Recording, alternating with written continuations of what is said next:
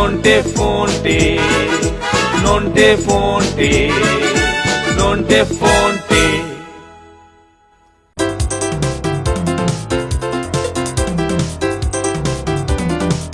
এতক্ষণে সবাই ঘুমিয়ে পড়েছে, এবারে শুরু করা যাক। আজ প্রথমে সন্দেশ দিয়ে শুরু করি।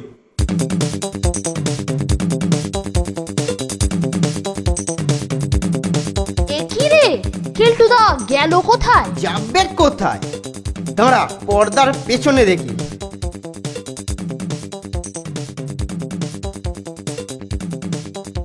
আজ একলা গিয়ে দেখি বুঝিয়ে সুজিয়ে ছোঁয়াটার অনশন ভাঙা যায় কিনা।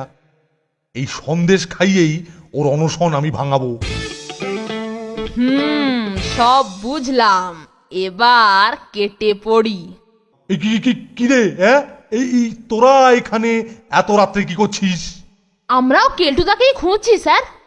আর কেলটোটাই বা গেল কোথায়? হ্যাঁ, পর্দার পেছনে বোধহয়। সন্দেশের পর এবারেতে রসমালাই। রসমালাই? হ্যাঁ, তোর আগা পাঁচতলা এবার আমি ঝালাই করে তবে আমার অন্য কাজ। হতভাগা, বিটলে উৎকুল, হতছাড়া।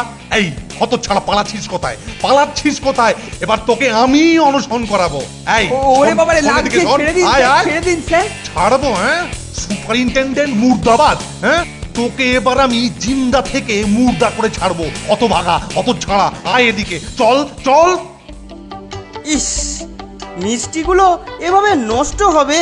তা কেন, আমরা তো আছি, কি বলো?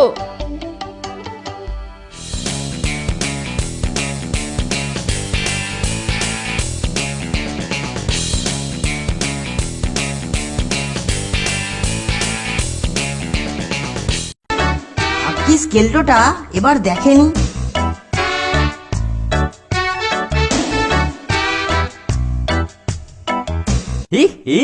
নন্টে আর ফোনটে এবার এক বাক্স কেক নিয়ে আসছে।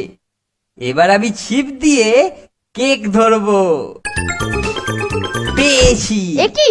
মরেছে কেল্টো। না কেলটুদা, তুমি এটা করতে পারো না। কে বললো পারি না? নিশ্চয়ই পারি, আলবাত পারি। এই দেখ। এদিকে আসুন ইন্সপেক্টর সাহেব, আপনার জন্য আমি কিছু ক্রিম কেকের অর্ডার দিয়েছি। এই এক্ষুনি এসে পড়লো বলে।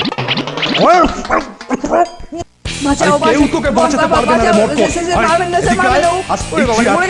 মাথায় ভেঙে ছাড়বো।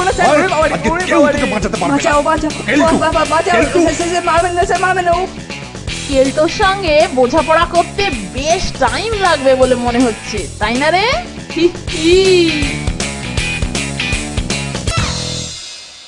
নন্টে ফোনটে, নন্টে ফোনটে।